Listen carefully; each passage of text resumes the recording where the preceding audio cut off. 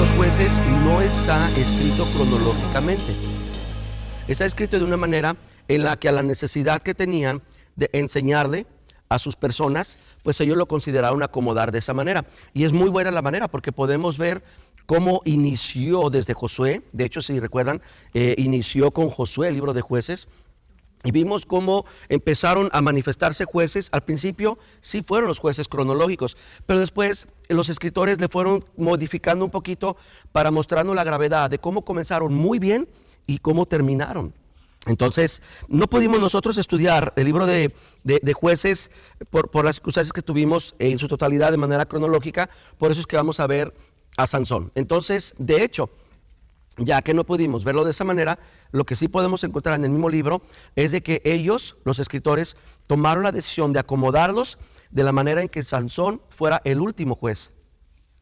Ya no habría más juez, de acuerdo a como ellos lo escribieron, recuerden, no cronológicamente, ahorita lo vamos a ver en el gráfico, pero decidieron poner a Sansón como el último de los jueces para manifestar algo muy serio a todos los que aprendían. ¿Recuerdan cómo a los niños se les enseñaban?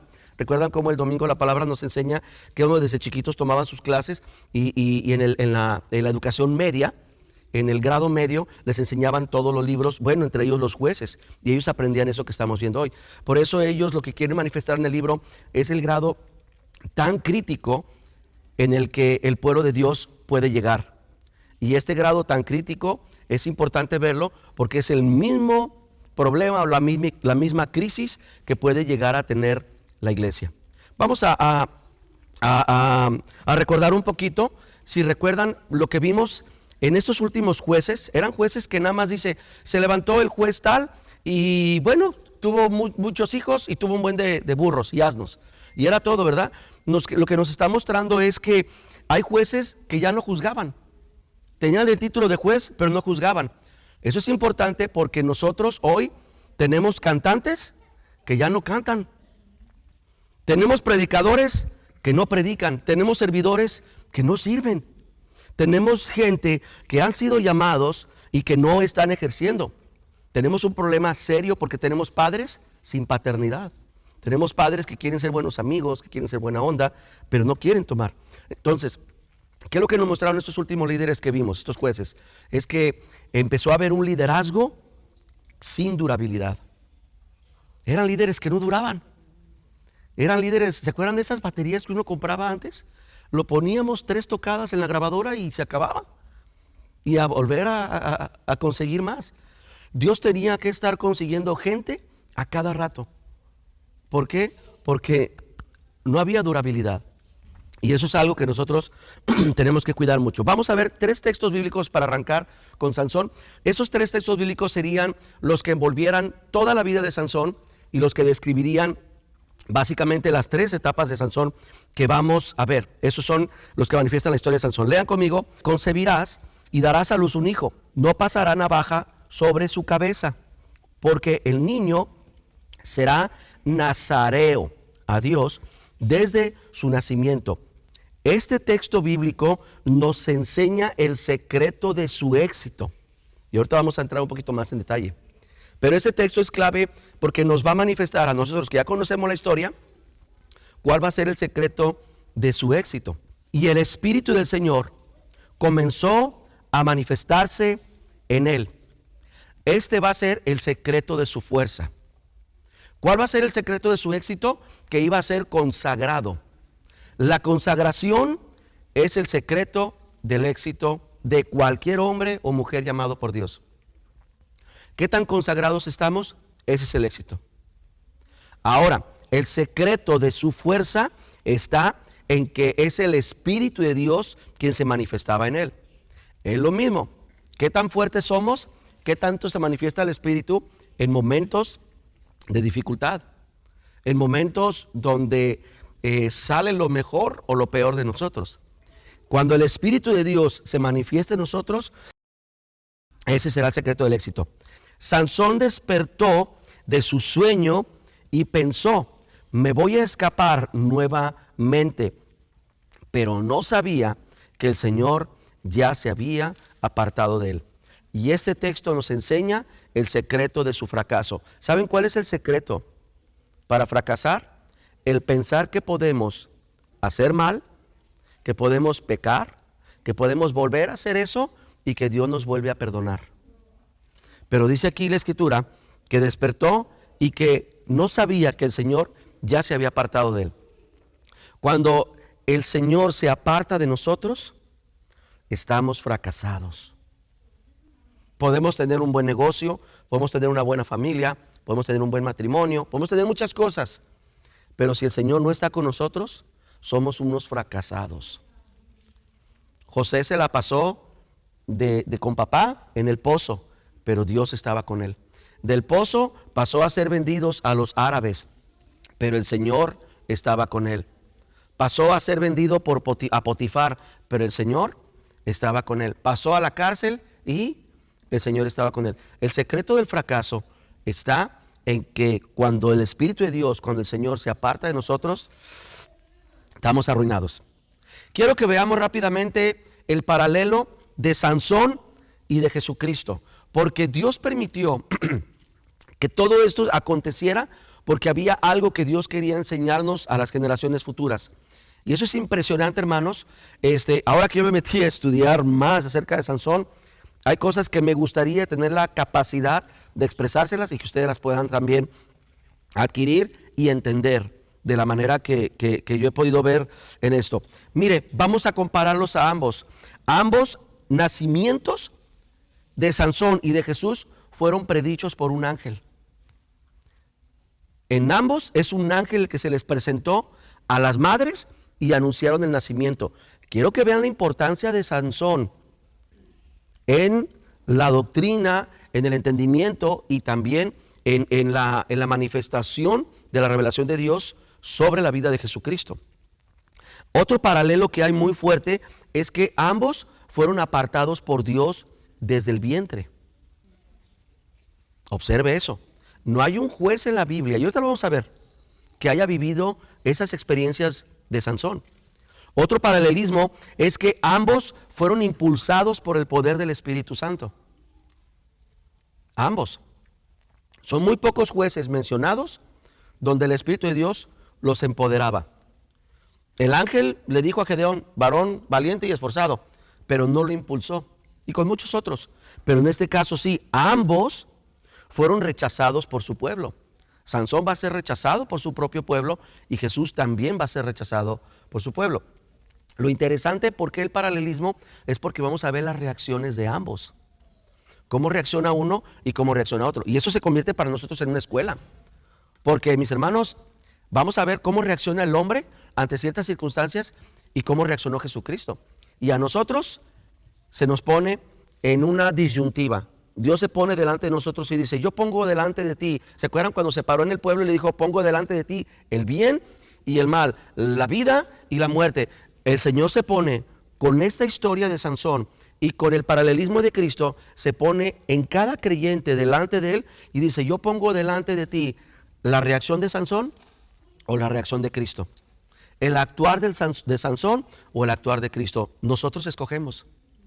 Otro paralelismo que es bien importante es que ambos destruyeron a sus enemigos. Ambos lograron destruir a sus enemigos. Pero esto también nos lleva a algo donde ambos estaban haciendo lo mismo, pero hubo algo que empezó a separarlos y marcó una diferencia abismal entre uno y el otro. Y es la siguiente, y todo esto se ve, ¿sabe cuándo? En el momento más crítico de ellos. En el momento de la muerte, en el momento cercano a la muerte, allí es donde vemos una gran diferencia. Y nos ayuda a comprenderlo, hermanos, porque esto nos vuelve a poner en perspectiva. No sobrecalifiquemos al hombre. No, eso de que yo puedo sacar lo mejor de mí o puedo descubrir algo de mí, nada de esto es verdad. No es genuino, porque lo que nos hace la Biblia es comprobarnos una y otra vez la ineficacia del hombre. La debilidad del hombre, la cambiabilidad del hombre, pero la firmeza de Cristo. Observen esto. Sansón vivió una vida de pecado, pero Jesucristo vivió una vida impecable. Allí empezaron a cambiar las cosas de una manera tremenda. Otra cosa más es que, fíjese, Sansón oró y Jesús oró. Pero ¿sabe?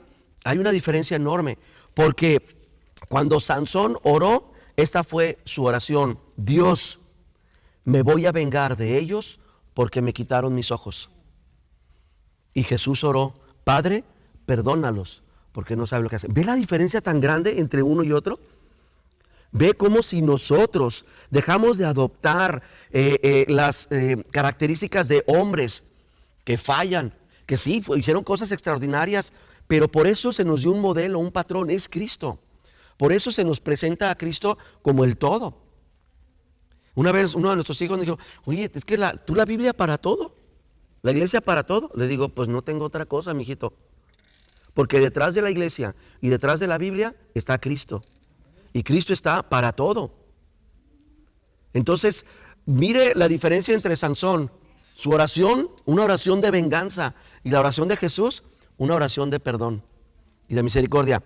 Cuando Sansón estaba a punto de morir, él extendió sus brazos, igual que Jesús, fíjese. Pero Sansón extendió los brazos con ira.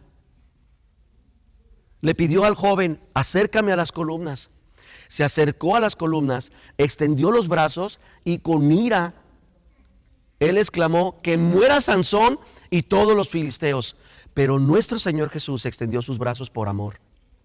Y él, al morir, gritó: consumado es.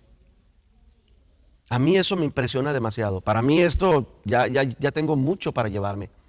Y decir: Señor, yo no quiero ser ni como David, ni como Moisés, ni como Pablo. Yo quiero ser como Cristo.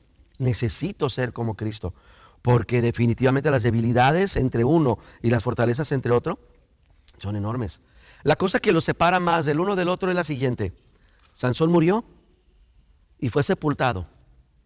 Cristo murió y resucitó y ahora vive para siempre. Tenemos el más excelente juez que podamos haber recibido. Eso es un don enorme de parte de Dios. Es un regalo grandísimo que el Señor nos da. El darnos un juez, no como Gedeón, un juez no como ninguno de esos, es más como esta mujer, ¿verdad?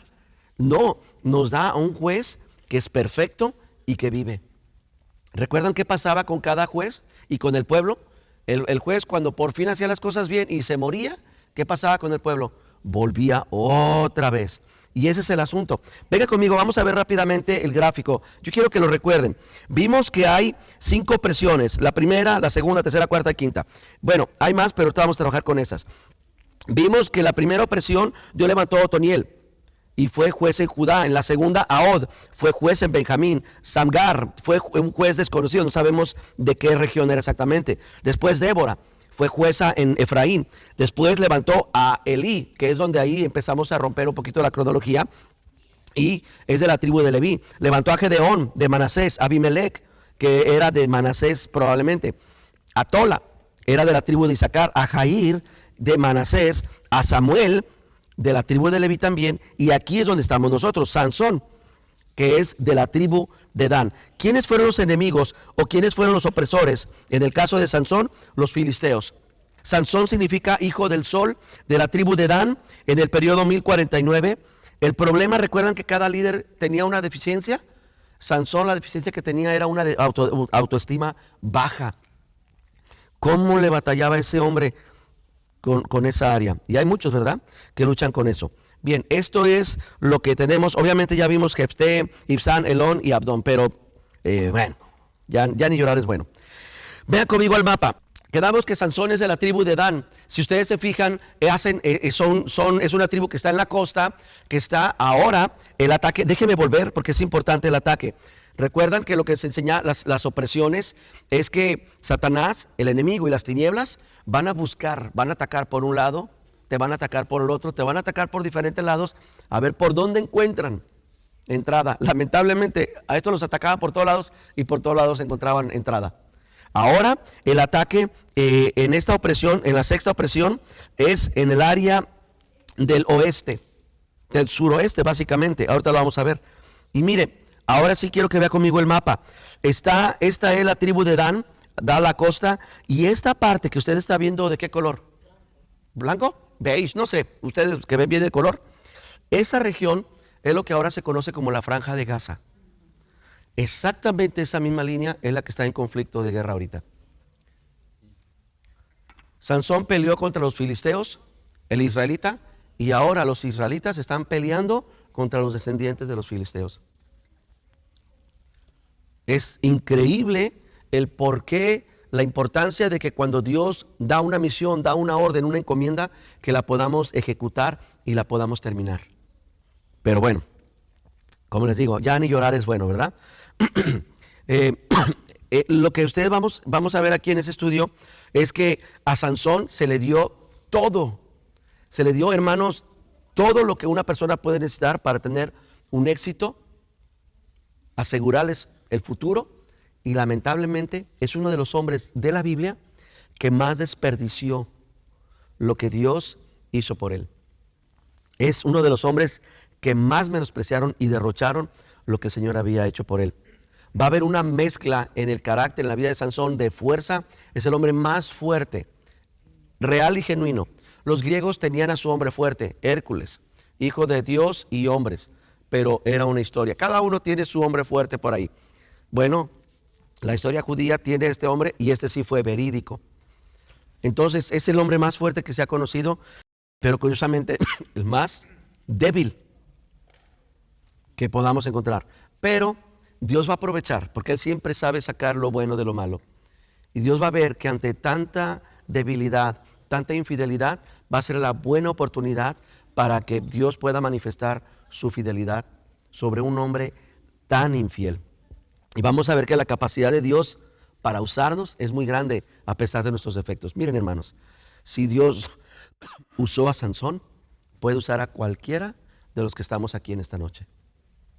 No creo que ninguno de nosotros o ustedes sea peor de lo que fue Sansón. No lo creo. Y lo vamos a ver en estas semanas. Vea conmigo a Jueces capítulo 13, versículo 1. Israel volvió a pecar contra Dios y él dejó que los filisteos lo dominaran al pueblo por 40 años. Fueron 40 años de opresión. Se fija que este texto vuelve a comenzar con el mismo ciclo de vida que tenían los israelitas. Tenían paz, se relajaban, se iban al pecado, coqueteaban con las cosas del mundo.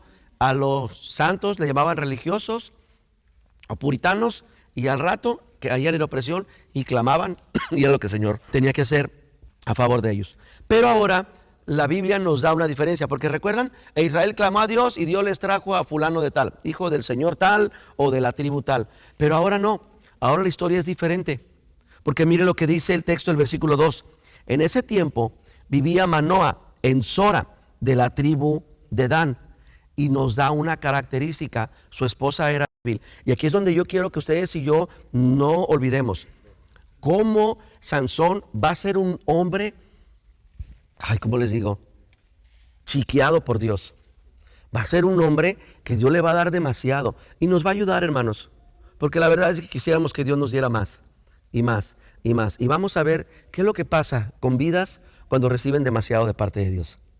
Cuando está diciendo que esta mujer era estéril, mire lo que me puse a hacer, la tarea que me puse a hacer.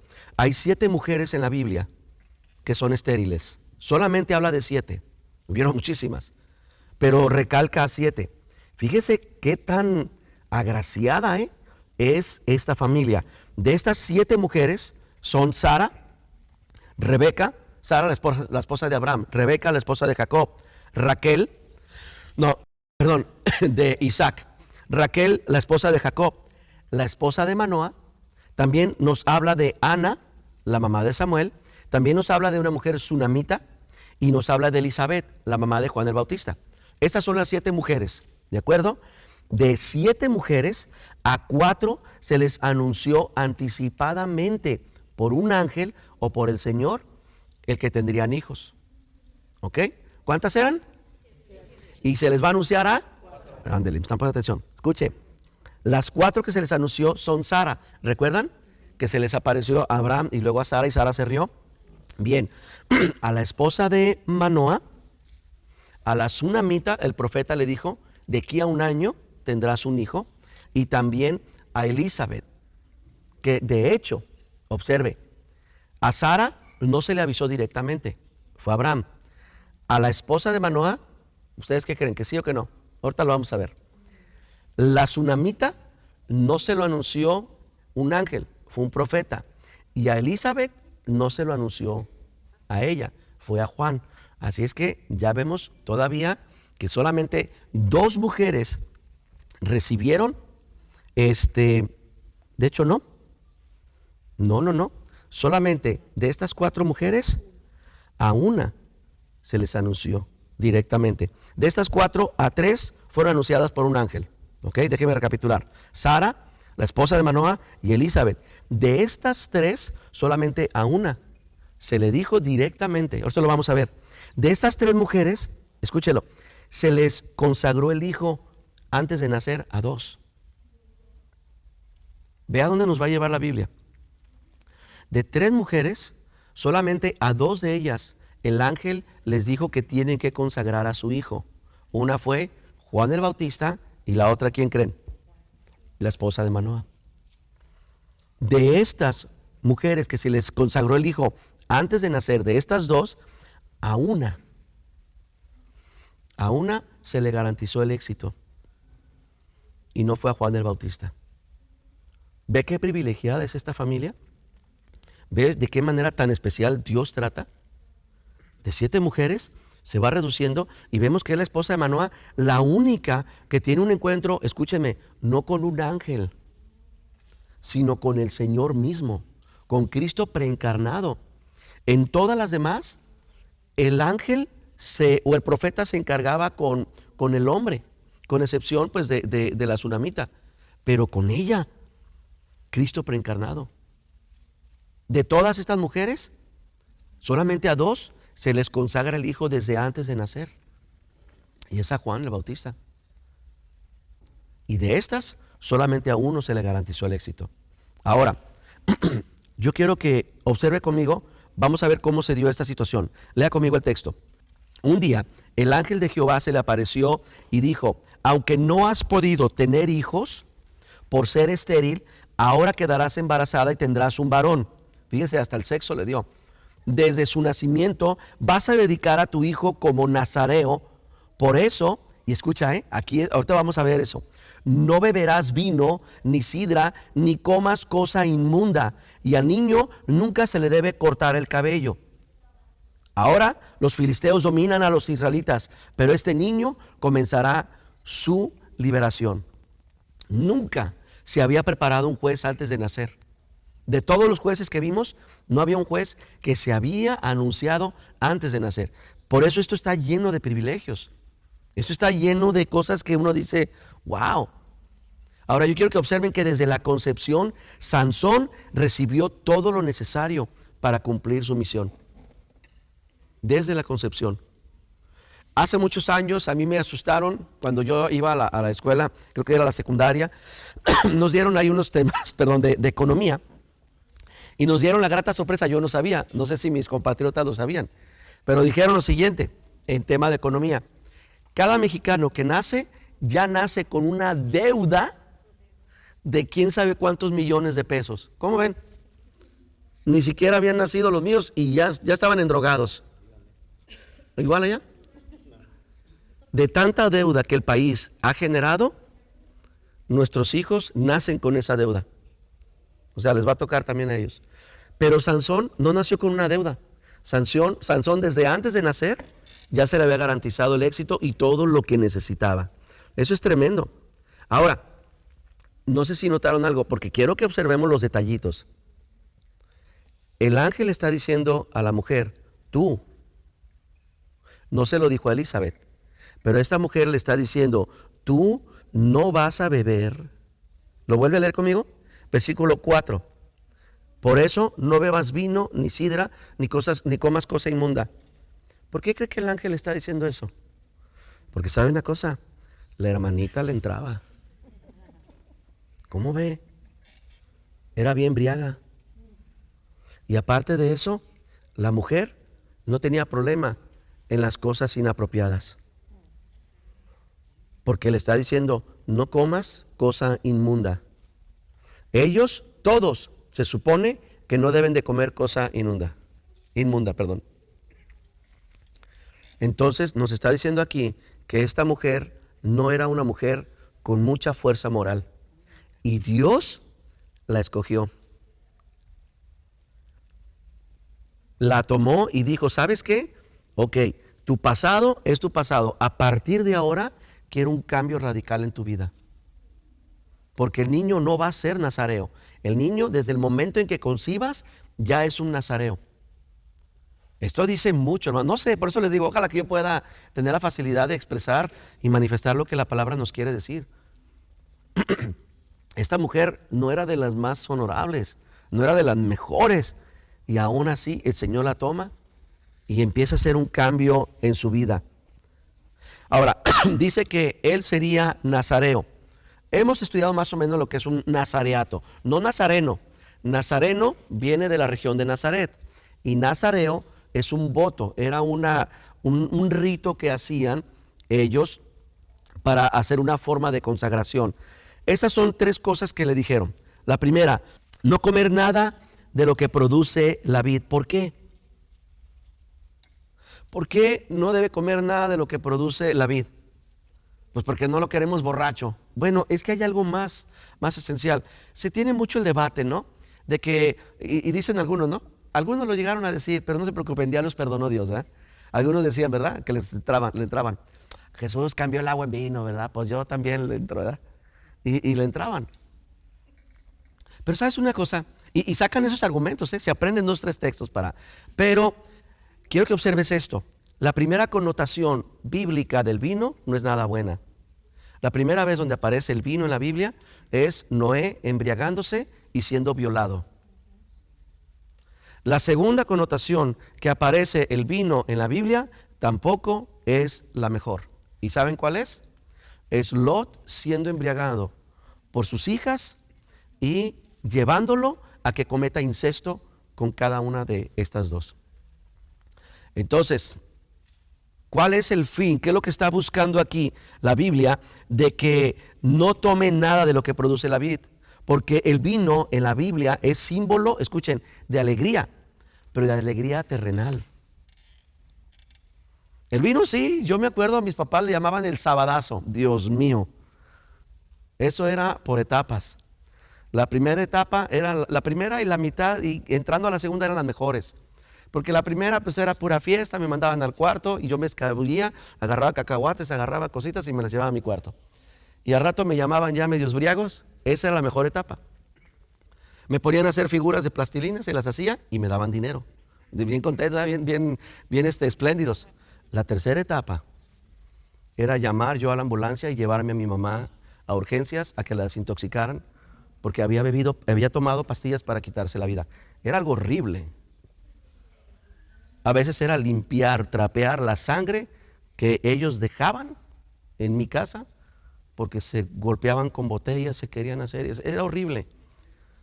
¿Produce alegría el vino? Sí, sí produce, con todo lo demás. Pero en este caso, el vino producía una alegría terrenal, lo cual nos dice aquí que el nazareo tiene que ser alegre, pero su alegría la tiene que encontrar en el Señor, no en lo terrenal. Ahora, vámonos poniendo en perspectiva. Nosotros, como iglesia, como pueblo consagrado a Dios, nuestra alegría, y Dios nos va a hablar este domingo un poquito más al respecto de esto.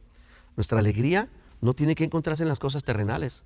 Sí, nos puede causar un gusto, ¿verdad? Un regalo o una compra, una adquisición, pero nuestra alegría no tiene que ser terrenal, hermanos.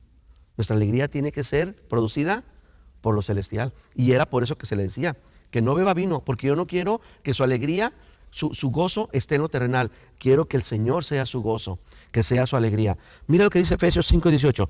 No se embriaguen con vino, en lo cual hay disolución, sino antes bien, los que son consagrados al Señor tienen que ser llenos del Espíritu. ¿Por qué? Porque si el vino produce disolución, una alegre disolución, el Espíritu produce el fruto del gozo pleno. Mira lo que dice Gálatas 5:22. Mas el fruto del Espíritu es el amor, es el gozo, la paz, la paciencia, la benignidad, bondad, fe, mansedumbre, templanza. Y contra estas cosas, incluyendo el gozo, pues no hay ley. Entonces, se fijan, aquí vemos que el fruto del Espíritu es gozo.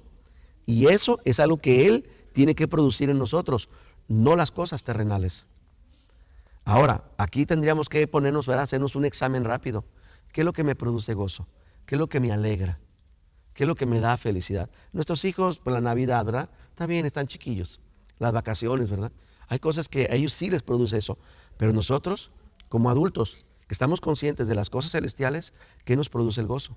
Ahora, la segunda cosa que también decía, lo leímos, y obviamente, perdón, todo eso está en Números, ahí es donde describe claramente, no vamos a hacer eso, ya lo hemos estudiado, pero ahí es donde describe perfectamente el voto del nazareo. El otro asunto era dejar crecer su cabello, ¿lo recuerda? Y al niño nunca se le debe cortar el cabello. ¿Por qué? ¿Por qué que se deje crecer el cabello? ¿Por qué? A ver. Fíjese que la apariencia física es un afán terrenal de los más fuertes. No puedo decir con seguridad que hoy más que nunca se vive ese afán, porque pues yo no estuve en otras generaciones. Pero sí podemos ver, la historia nos prueba y nos comprueba que en casi todas las generaciones el afán era el aspecto físico. Ese ha sido un afán muy grande en el hombre. Ahora, por ejemplo, el cabello y también la apariencia es un símbolo de honra. ¿Sí o no? Cuando los hijos están greñudos, ¿verdad? Ay, ¿cómo te ves, muchacho? Y córtate el cabello y vete guapo y toda la cosa. O las mujeres, ¿verdad? Que se dejan el cabello largo. Ay, qué bonita te ves. O sea, siempre marca estas cosas. Ahora, ¿por qué a él le está pidiendo que se deje el cabello largo? Porque él, escucha, tiene que estar dispuesto a llevar la deshonra de tener el cabello largo. Él tiene que estar dispuesto a evitar las vanidades terrenales. En aquel entonces, cortarse el cabello los hombres era honroso. Dejarse el cabello las mujeres era honroso. Entonces lo opuesto era deshonroso. Entonces Sansón iba a tener que mostrarle, iba a manifestar que a él lo estético, las apariencias no eran algo que era grato delante de Dios. Escuché una predicación de una persona, un joven que decía: yo me quiero tatuar. Y dice, y vino un pastor lleno de tatuajes. Yo dije, me voy a tatuar. Y fui con el pastor y me dijo, ve con el Señor y a ver qué te dice él. Y ahí voy con el Señor, ¿verdad que sí puedo? Y dice, él sí, pero tú no. Él sí puede tatuarse, pero tú no puedes. ¿Y por qué no? Y renegaba con Dios, ¿verdad? Y después dice que encontraba cosas que aún otros cristianos hacían y que él también las quería. Quería ser famoso. Y veía que venían pastores y Dios los usaba y para un lado y para el otro. Y decía, ¿verdad que ahí me vas a usar? A ellos sí, pero a ti no. ¿Y por qué no? Y dice que un día después de tanto renegar, Dios le dijo, es sencillo. Porque mi trato contigo es mi trato contigo. Porque mi trato con Él es lo que yo trato con Él. Y eso es lo que trata de enseñarnos la Biblia. Que vamos a ver cómo el trato, mucho trato, ¿verdad? El trato de Dios con Sansón es un trato muy especial, muy diferente a los demás. Demasiado, pienso yo que se le dio demasiado. Pero se le garantizó también. Pero así es el Señor. Pablo lo escribió y dijo así: el Señor tiene misericordia de quien Él quiere tener misericordia. Ahora, vamos a Corintios 11. Dice, la naturaleza misma no les enseña que al varón le es deshonroso dejarse el cabello. La respuesta es sí. Entonces Dios quería marcar a Sansón y que Sansón estuviera dispuesto a evitar las vanidades terrenales. Sansón, tú no eres llamado para eso. No, pero es que aquellos pastores, ellos sí, pero tú no. Y la tercera cosa es que no se acercará a ningún cadáver. ¿Por qué? Y eso me resultó muy interesante. Porque vamos a leer Lucas 14:26. Si alguno no me ama más que a su padre, su madre, su esposa, hijos, hermanos, sus hermanas y aún más que a sí mismo, no puede ser mi discípulo. Fíjese por qué. Porque no debía haber ningún compromiso natural sobre de él. Es decir, no podía, se le murió el abuelito, lástima, salúdalo de lejos, pero no te acercarás a ningún cadáver. ¿Por qué? Porque estaba marcando cómo la vida de Sansón debería ser una vida que le iba a dar prioridad a Dios por encima de todo. Creo que los momentos más susceptibles en una familia es podremos decir que el nacimiento, ¿no? Cuando nace un bebé en la familia es un momento muy especial. Pero creo que más que el nacimiento, la muerte de un familiar como que es más sensible todavía que el nacimiento. De hecho, la Biblia lo describe. Dice que mejor es el día de la muerte que el día del nacimiento. Que es mejor ir a un velorio que ir a una fiesta. Entonces, era un momento muy sensible para ellos, familiarmente, y Dios le estaba quitando esa oportunidad. Porque Dios quería que hubiera una prioridad de Sansón hacia Dios por encima de cualquier cosa. Ninguna relación con lo místico, ninguna relación con lo oculto, ninguna relación con lo que representara la muerte, porque Dios es un Dios vivo. Estas tres cosas son las que marcaron fuertemente. Mira lo que dice Corintios: no se unan en yugo desigual con los incrédulos. Dice, porque ¿qué compañerismo tiene la justicia con la injusticia? ¿Y qué comunión la luz con las tinieblas? Obviamente nos habla a nosotros esto, hermanos. Este voto de Nazareato nos dice mucho a nosotros. No deberíamos de ser personas afanadas por lo exterior. No deberíamos. Eso no es nada placentero para Dios. No es que lo desagrade o que le va a decir, hermana, no se pinten, no sé esto, lo otro. No. Ya hemos visto grupos así. Ya sabemos a lo que llegan. Pero sí nos dice la Biblia que no debe de convertirse en un afán en nosotros lo externo. Nos dice la Biblia que nosotros el gozo lo tenemos que encontrar en Dios, más que en cualquier otra cosa terrenal, y que tenemos un compromiso superior con Dios que con nuestras familias o con nosotros mismos. Bien, vamos a ir aterrizando todo esto. Lamentablemente, cuando dice, los filisteos los han estado oprimiendo, pero Sansón los libertará. Ahora los filisteos dominan a los israelitas, pero con este niño comenzará su liberación. Lamentablemente, hermanos, Dios ya podía prever la vida de Sansón y sabía que Sansón no iba a poder culminar el trabajo. Nada más dice que comenzaría la liberación, pero no dice que la iba a terminar. ¿Qué es lo que pasa? Y yo creo que con esto vamos a terminar hoy. ¿Qué es lo que pasa? Que lamentablemente Sansón va a recibir bastante. Recibió unos padres, bueno, que estaban bien, económicamente vivían bien. Se le dieron unos atributos muy especiales. Se le dio el Espíritu de Dios que no se le había dado a los otros jueces. Muchas cosas. Y lamentablemente Sansón no iba a ser capaz de concluir la misión que le dieron. Para nosotros, esta es la cuestión. Muchas veces no logramos terminar lo que comenzamos. Y eso es algo que no debería de ser así. Mira cómo Pablo le escribió a la iglesia y les dijo lo siguiente: ustedes corrían bien. ¿Quién los estorbó para no obedecer a la verdad? Tenemos una crisis en la iglesia cristiana. Tenemos muchos, no pocos, muchos hermanos que comenzaron bien, que tomaron las cosas de Dios, pero que detuvieron el crecimiento, la transformación, y ahora viven fracasados. Hablábamos de una persona hoy, pasamos un tiempo con los hermanos Álvarez, y estábamos hablando de una persona, y contentos, ¿verdad?, de que hay gente que está volviendo a la iglesia. Y bueno, esa ha sido nuestra oración, ¿verdad? Señor, tráelos de nuevo. Pero qué circunstancia tan difícil es la que muchas veces tiene que traerlos de vuelta. Esto quiere decir, escucha, que el Espíritu los redarguyó, pero no escucharon. Que el Espíritu los atrajo con amor, pero no escucharon. Que el Espíritu estuvo operando a través de diferentes maneras, a lo mejor un sueño, a lo mejor una palabra que por ahí escuchó, a lo mejor un canto. El Espíritu estuvo insistente, vuelve, pero se resistían. Entonces llega lo que ya hemos estudiado, que creo que vamos a tener que verlo más adelante. ¿Recuerdan los trasvasadores? ¿Recuerdan lo que es trasvasar? Cuando la abuelita nos daba el chocolate hirviendo, que nomás de acercarlo ya nos había quemado la cara. ¿Qué tenía que hacer? Agarrar otra taza y vaciarlo, ¿verdad? Y vaciarlo a otra, y vaciarlo a otra. Y eso es trasvasar. Y en ese movimiento, el grano del chocolate se iba quedando allí.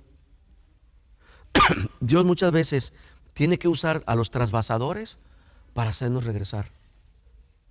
Usó trasvasadores para sacar a Lot de este lugar. Usó trasvasadores en muchas circunstancias. Muchos reaccionaron, otros no. Entonces, ese es el asunto, mis hermanos. Pablo dice, ¿quién nos estorbó para obedecer?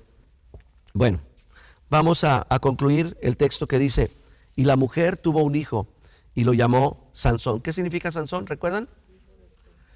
Hijo del sol, o el sol naciente, o el que trae la luz, porque ya sabía que él iba a traer la luz o la libertad al pueblo. El niño creció y Dios lo bendijo. Un día, cuando estaba en el campamento de Dan, entre Sorá y Estaol, el Espíritu de Dios comenzó a actuar en él.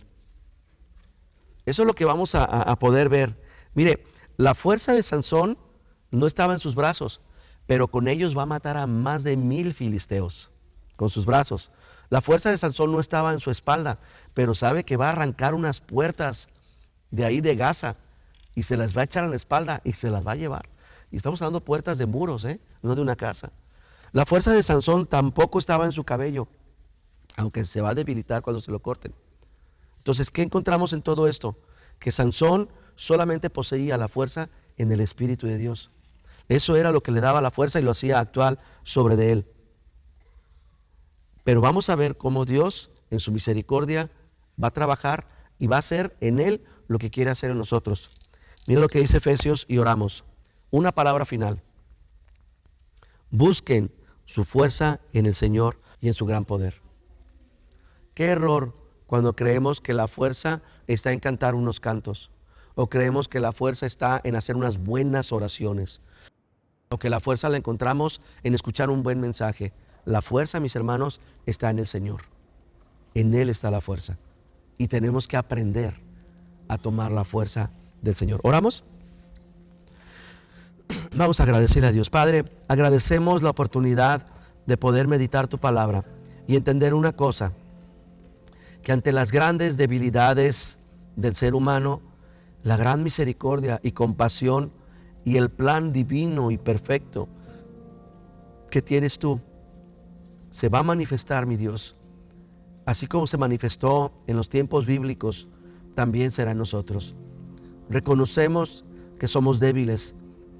Reconocemos, Señor, que muchas veces hemos sido ingratos, hemos menospreciado. Reconocemos que a veces hemos menospreciado, tenido en poco el ministerio, el llamado, el haber sido escogidos, el haber recibido perdón de pecados. Reconocemos eso, Señor, y nos arrepentimos. Queremos cambiar esa actitud que hemos tenido muchas veces. Queremos pedirte que nos ayudes, mi Dios, a caminar bien, que nada ni nadie nos estorbe y que como comenzamos podamos avanzar y seguir adelante. Y también queremos reconocer que nuestra fuerza no está en nuestra santidad, no están en nuestras buenas obras, no están en nuestras oraciones, nuestros ayunos, no están en estas cosas. Nuestra fuerza está en ti. Tú eres la fuente de la fuerza, tú eres la fuente de la vida. Tú eres, Señor, lo que nuestro corazón necesita. Te damos gracias porque así como pusiste estas necesidades y especialidades en las vidas de Sansón, también están en nosotros. También deseas que nosotros no encontremos afanes en lo exterior. Tú le mostraste a Samuel lo importante que es para ti el corazón y que cómo fácilmente tú desechas el exterior, pues tú no miras la apariencia. Padre, si hemos dado demasiada atención, demasiada importancia a nuestra apariencia, perdónanos. Ayúdanos a trabajar fuertemente en nuestro interior, que todo nuestro ser esté íntegro, que sí cuidemos de nuestro cuerpo, que sí cuidemos de cómo nos miramos, pero Señor, que todo esto tenga una fuente, y es que nuestro interior esté limpio, esté sano, esté fuerte, esté bendecido, que sea Cristo formándose en nosotros. Y por último, mi Dios, que podamos reconocer que nuestra fuerza, que nuestra fortaleza, que nuestra paz, que todo, nuestra vida misma, está escondida en Cristo. Y que podamos, Señor, ser ministrados y guiados por Él. Ayúdanos, mi Dios. Lo pedimos en Cristo Jesús. Amén.